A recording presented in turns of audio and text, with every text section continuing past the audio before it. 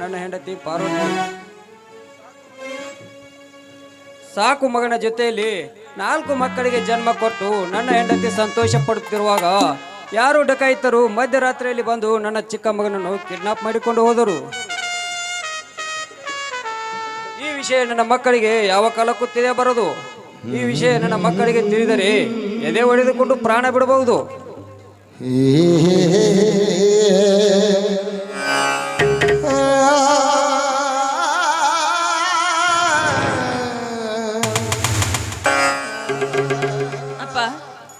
ಯಾಕಪ್ಪ ನಿನ್ ಕಣ್ಣಲ್ಲಿ ನೀರು? ಏನಿಲ್ಲಮ್ಮ, ಕಣ್ಣಲ್ಲಿ ಸ್ವಲ್ಪ ಕಸ ಬಿದ್ದಿತ್ತು, ಅದಕ್ಕಾಗಿ ತೆಗೆದುಕೊಳ್ತಿದ್ದೆ. ಅಂದಹಾಗೆ ಬೌದ್ಧರು ಮತ್ತು ಜೀವನ್ ಎಲ್ಲಿ ಹೋಗಿದ್ದಾರಮ್ಮ? ಅಪ್ಪ, ಬೌದ್ಧರನ್ನ ಈಗ ತಾನೇ ತೋಟದ ಕಡೆಗೆ ಹೋಗಿದ್ದಾರೆ. ಇನ್ನು ಜೀವನನ ಹೊರಗಡೆ ಸುತ್ತಾಡ್ಕೊಂಡು ಬರೋದಕ್ಕೆ ಹೋಗಿದ್ದಾರೆ. ಇಷ್ಟರಲ್ಲೇ ಬಂದ್ರು ಬರ್ಬೋದಪ್ಪ. ನೋಡಮ್ಮ ಅಶ್ವಿನಿ, ಇವತ್ತು ಗುಂಜಲ್ ಲಕವಾಯಿ ಜಾತ್ರೆ. ಆ ದೇವಿಯ ಗುಡಿಗೆ ಹೋಗಿ ಫಲಪುಷ್ಪಗಳನ್ನು ಅರ್ಪಿಸಿ ಬರಬೇಕಮ್ಮ.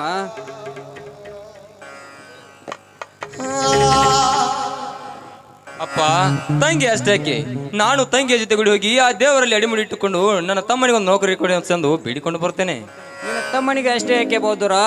ಆ ತಾಯಿ ನಿನಗೂ ಒಂದು ಒಳ್ಳೆಯ ನೌಕರಿ ಕೊಡಿಸುತ್ತದೆ ಅನ್ನೋ ಭರವಸೆ ನನಗಿದೆಯಪ್ಪ. ನನಗೇಕೆ ಬೇಕಪ್ಪ ನೌಕರಿ? ನನ್ನ ತಮ್ಮ ಒಬ್ಬ ದೊಡ್ಡ ಅಧಿಕಾರಿಯಾದರೆ ಅಷ್ಟೇ ಸಾಕು. ನಾನು ಕೂಡ ನೌಕರಿ ಮಾಡಿದರೆ ಹೊಲ ಮನೆ ಕೆಲಸ ಮಾಡುವರು ಯಾರಪ್ಪ? ಬೌದ್ಧರು, ನಿನ್ನಂತ ತಮ್ಮನನ್ನು ಪಡೆದ ಈ ನಿನ್ನ ತಮ್ಮ ತಂಗಿಯರು ಅದೆಷ್ಟು ಪುಣ್ಯ ಮಾಡಿರೋರು ದೇವರೇ ಬಲ. ಇಲ್ಲಪ್ಪ, ನೀ ಹೇಳುತ್ತಿರುವುದು ಸುಳ್ಳು.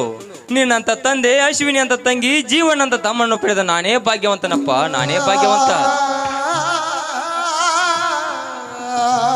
ಅಪ್ಪ, ಅಣ್ಣ, ನನಗೆ ಆಶೀರ್ವಾದ ಮಾಡಿ.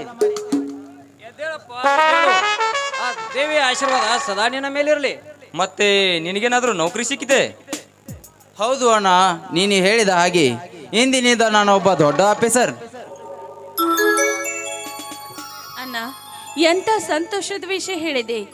ಆ ದೇವರು ಈಗ ತಾನೇ ನಮ್ಮ ಸಂಸಾರದ ಮೇಲೆ ಕಣ್ತೆರಿತಾ ಇದ್ದೇನೆ. ಅಣ್ಣ, ಇಲ್ಲೇ ಇರು, ನಾನು ಒಳಗಡೆ ಹೋಗಿ ಆರತಿ ತೆಗೆದುಕೊಂಡು ಬರ್ತೇನೆ.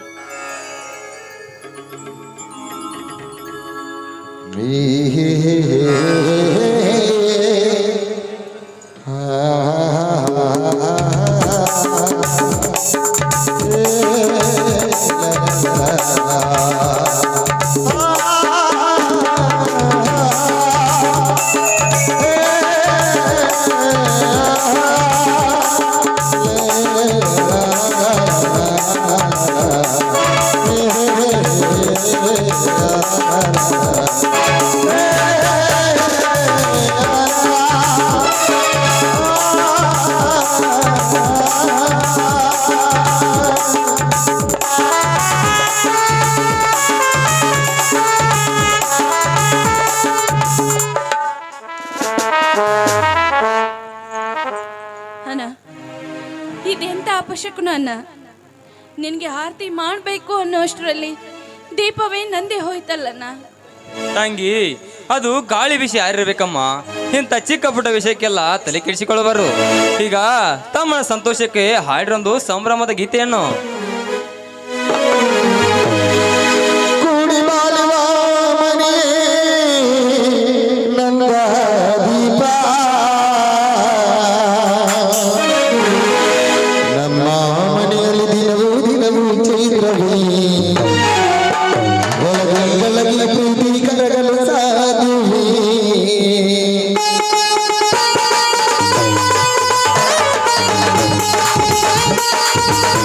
Hey!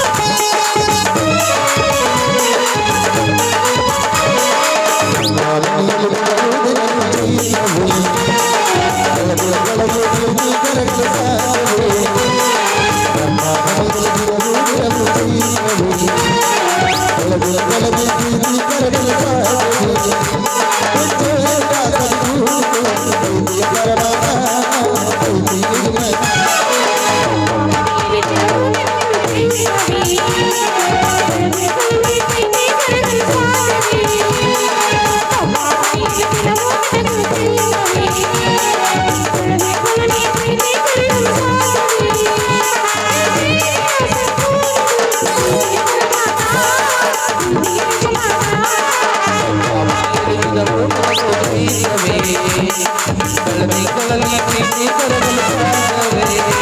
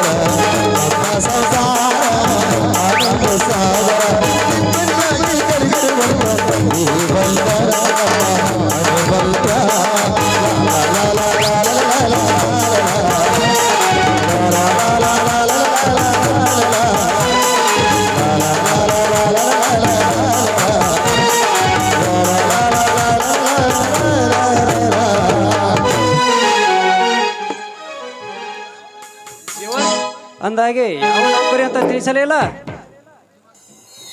ಅಪ್ಪ, ಅದು ಯಾವ ನೌಕರಿ ಆದರೂ ಚಿಂತೆ ಇಲ್ಲ. ನನ್ನ ತಮ್ಮನ ಬಾಳು ಬಂಗಾರವಾಗಲು ಅದೆಷ್ಟು ಲಂಚ ಕೇಳ್ತಾರೋ ಕೇಳಲಿ. ಯಾವುದಾದ್ರೂ ಒಬ್ಬ ಶ್ರೀಮಂತನ ಮನೆಯಲ್ಲಿ ಕೂಲಿ ಕೆಲಸ ಮಾಡಿದರೂ ನನ್ನ ತಮ್ಮನ ನೌಕರಿಗೆ ಹಣ ತುಂಬುವ ಜವಾಬ್ದಾರಿ ನನ್ನದು. ನೀನೇನು ಚಿಂತಿಸಬೇಡ ಜೀವನ್. ಅಣ್ಣ, ನೀನು ತಿಳಿದುಕೊಂಡಿರುವುದು ಒಂದು ತಪ್ಪು ಕಲ್ಪನೆ. ನನ್ನ ನೌಕರಿ ಬಗ್ಗೆ ನೀನೇನು ಚಿಂತಿಸಬೇಡ. ಏಕೆಂದರೆ ಇದೇ ಊರಿನಲ್ಲಿ ಒಬ್ಬ ಗರ್ಭ ಶ್ರೀಮಂತನಿದ್ದಾನೆ. ಅವನು ಒಂದಿಷ್ಟು ಲಂಚ ಕೇಳದೆ ನನಗೆ ನೌಕರಿ ಕೊಡಿಸುತ್ತೇನೆ ಎಂದು ಮಾತು ಕೊಟ್ಟಿದ್ದಾನೆ. ಏ ದೇವಾ ಮಾರುತೇಶ, ಈ ಬಡವನ ಮೇಲೆ ಇಂದು ಕನಿಕರ ತೋರಿದೆಯಪ್ಪ. ಒಂದು ಪೈಸೆ ಕೂಡ ಲಂಚವಿಲ್ಲದೆ ನನ್ನ ಮಗ ನೌಕರಿಗೆ ಹೊರಟಿದ್ದಾನೆ ಎಂದರೆ ನಾವೇ ಭಾಗ್ಯವಂತರು. ಯಾರಪ್ಪ ಅವರು ನಿನಗೆ ನೌಕರಿ ಕೊಡಿಸುವ ಮಹಾನುಭಾವ? ಅವರೇ ಅಪ್ಪ ಈ ಊರಿನ ಆದರ್ಶ ವ್ಯಕ್ತಿ, ಬಡವರ ಬಂಧು, ದಲಿತರ ಉದ್ಧಾರಕ ಕೆಂಪೇಗೌಡರು. ಜೀವನ್ ಎತ್ತ ಬೇಡ ಕದುಕ ಜಾತಿಯ ಕೆಂಪೇಗೌಡನ ಹೆಸರನ್ನು. ಯಾಕಣ್ಣ? ಅವರು ತುಂಬಾ ಒಳ್ಳೆಯವರು. ಅವರ ತಂಗಿ ಪದ್ಮಿನಿಯನ್ನು ನಾನು ಮದುವೆ ಮಾಡಿಕೊಂಡರೆ ನನಗೆ ಬೇಕಾದ ಕೆಲಸವನ್ನು ಕೊಡಿಸುತ್ತೇನೆಂದು ಮಾತು ಕೊಟ್ಟಿದ್ದಾನೆ. ಜೀವನ್ ಸೊಟ್ಟು ಹಾಕಪ್ಪ ದರಿದ್ರನ ಮಾತನ್ನು. ಏನು ಅರಿಯದ ನಿನ್ನ ತಲೆ ತುಂಬಿಸಿ ಈ ನಮ್ಮ ಮನೆತನಕ್ಕೆ ಬೆಂಕಿ ಹಚ್ಚಲು ಹೊಂಚು ಹಾಕುತ್ತಿದ್ದಾನಪ್ಪ ನೀಚ ಕೆಂಪೇಗೌಡ. ಅಕಸ್ಮಾತ್ ನೀನೇನಾದರೂ ಅವನ ತಂಗಿಯನ್ನು ಮದುವೆಯಾದರೆ ಈ ನಮ್ಮ ತುಂಬಿದ ಸಂಸಾರಕ್ಕೆ ಕೇಡು ಉಂಟಾಗುವುದರಲ್ಲಿ ಸಂದೇಹವೇ ಇಲ್ಲ ಜೀವನ್, ಸಂದೇಹವೇ ಇಲ್ಲ. ದಯವಿಟ್ಟು ನನ್ನ ಮಾತನ್ನು ಕೇಳಿ ಆ ಕೆಂಪೇಗೌಡನ ಸಹವಾಸ ಬಿಟ್ಟು ಬಿಡು ಜೀವನ್, ಬಿಟ್ಟು ಬಿಡು. ಅಣ್ಣ, ಗುರಿ ಹಿರಿಯರ ಮಾತು ಕೇಳಬೇಕು. ಅದು ಕಿರಿಯವರಾದ ನಮ್ಮ ಧರ್ಮ. ಅಣ್ಣ, ಅಪ್ಪ ಹೇಳುವ ಮಾತು ಕೇಳಣ್ಣ. ಆ ದುಷ್ಟರ ಸಹವಾಸ ಒಳ್ಳೆಯದಲ್ಲ, ಬಿಟ್ಟು ಬಿಡಣ್ಣ ಅವರ ಸಹವಾಸವನ್ನು. ಜೀವನ್, ಅವನು ಎಂತ ಕಡುಕನೆಂದು ನಿನಗಿನ್ನೂ ಗೊತ್ತಿಲ್ಲಪ್ಪ. ನಮ್ಮಂತ ಬಡವರ ನೆತ್ತಿಯ ಮೇಲೆ ಕಾಲಿಟ್ಟು ಮೆರೆಯುವ ಕೆಟ್ಟ ಸರ್ಪವನ್ನು ಮರೆತು ಬಿಡಪ್ಪ, ಮರೆತು ಬಿಡು. ಅಣ್ಣ, ಬಯಸಿ ಬಂದ ಭಾಗ್ಯವನ್ನು ಬರಿಗಾಲಿನಿಂದ ಒದ್ದಂತಾಯಿತು ಈ ನಿನ್ನ ಮಾತಿನ ಅರ್ಥ. ನಾನು ಹೇಳುವ ಮಾತಿಗೆ ಒಪ್ಪಿದರೆ ಸರಿ, ಇಲ್ಲವಾದರೆ ಈ ನಿಮ್ಮ ಪಾಲಿಗೆ ಈ ನಿನ್ನ ಮಗ ಸತ್ತನೆಂದು ತಿಳಿದು ಬಿಡಿ. ಜೀವನ್, ಜೀವನ್, ಯಾರ ಎದುರಿಗೆ ಹೇಗೆ ಮಾತನಾಡಬೇಕೆಂಬುದು ಸ್ವಲ್ಪ ಪರಿಜ್ಞಾನವಿರಲಿ. ಅವರು ನಮ್ಮ ಹೆತ್ತ ದೇವರು. ಇವರಿಗೆ ಮನ ಬಂದಂತೆ ಮಾತನಾಡಿದರೆ ನಿನ್ನ ಬಾವಿನಲ್ಲೂ ಉದುರಿಸಿ ಬಿಟ್ಟೆನು, ಎಚ್ಚರ. ಹೌದು, ಹೊಡೆಯಬೇಡಪ್ಪ ಅವನನ್ನು. ಅವನು ಹೇಳುತ್ತಿರುವ ಮಾತಿನಲ್ಲಿ ಸತ್ಯವಿದೆ. ಮಕ್ಕಳ ಬಯಕೆಯನ್ನು ಈಡೇರಿಸುವುದು ನಮ್ಮಂಥ ತಂದೆ ತಾಯಿಯರ ಕರ್ತವ್ಯ. ಅಂದಾಗಿ ಅವನ ಆಸೆಯನ್ನು ಯಾವ ಕಾಲಕ್ಕೂ ನಿರಾಶೆ ಮಾಡೋದು ಬೇಡ. ಜೀವನ್, ನೀನು ಬೇಗನೆ ಹೋಗಿ ನಿನ್ನ ಕಾರ್ಯವನ್ನು ತೀರಿಸಿಕೊಂಡು ಬರಪ್ಪ. ಆಯ್ತು, ನಾನಿನ್ನು ಹೋಗಿ ಬರ್ತೀನಿ. ಹೇ ದೇವಾ ಮಾರುತೇಶನೇ, ಈ ಬಡವ ಅನುಭವಿಸುವ ಆಘಾತ ಸಂಕಟವನ್ನು ಕಂಡು ಮೌನವಾಗಿ ಬಿಟ್ಟೇನಪ್ಪ. ಈ ಬಡವನನ್ನು ಕರುಣಿಸುವ ಕನಿಕರವಿಲ್ಲೇನಪ್ಪ ನಿನಗೆ?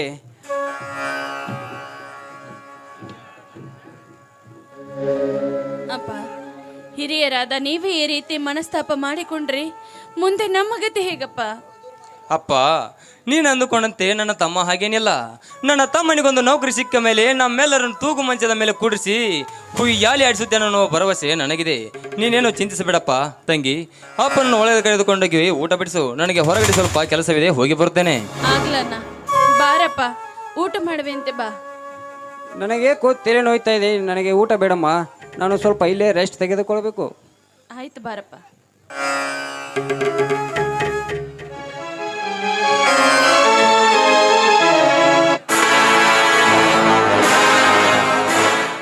ಲೇ ಕೆಂಪೇಗೌಡ, ಏನು ಮರ್ಯಾದ ನನ್ನ ತಮ್ಮನನ್ನು ನಿನ್ನಂತೆ ಮಾಡಿಕೊಂಡು ನಿನ್ನ ತಂಗಿಯನ್ನು ನನ್ನ ತಮ್ಮನಿಗೆ ಮದುವೆ ಮಾಡಿಕೊಟ್ಟು ನಮ್ಮ ತುಂಬಿದ ಮನೆತನವನ್ನು ಛಿದ್ರಗೊಳಿಸಲು ಹಂಚಾಗುತ್ತಿರುವೆಯಲ್ಲ ಮಗನೇ. ನಿನ್ನ ತಂಗಿ ನಮ್ಮ ಮನೆಗೆ ಕಾಲಿಟ್ಟ ನಂತರ ನಮ್ಮ ಮನೆತನದ ಘನತೆ ಗೌರವಕ್ಕೆ ಏನಾದರೂ ಕುಂದು ಬಂದರೆ ಸೊಕ್ಕಿನಿಂದ ಮೆರೆಯುವ ನಿನ್ನ ದೇಹವನ್ನು ಇಂಚು ಇಂಚಾಗಿ ಕತ್ತರಿಸಿ ನಾಯಿಗಳಿಗೆ ನೈವೇದ್ಯ ಹಿಡಿಯುತ್ತಿದ್ದರೆ ನನ್ನ ಹೆಸರು ಅದ್ದೂಣೆ ಅಲ್ಲ ಅಂತ ತಿಳಿ. ಬರ್ತೀನಿ ಮಗನೇ, ನಿನ್ನ ಶರೀರವನ್ನು ತುಂಡು ತುಂಡಾಗಿ ಕತ್ತರಿಸಿ ಹಾಕಲು.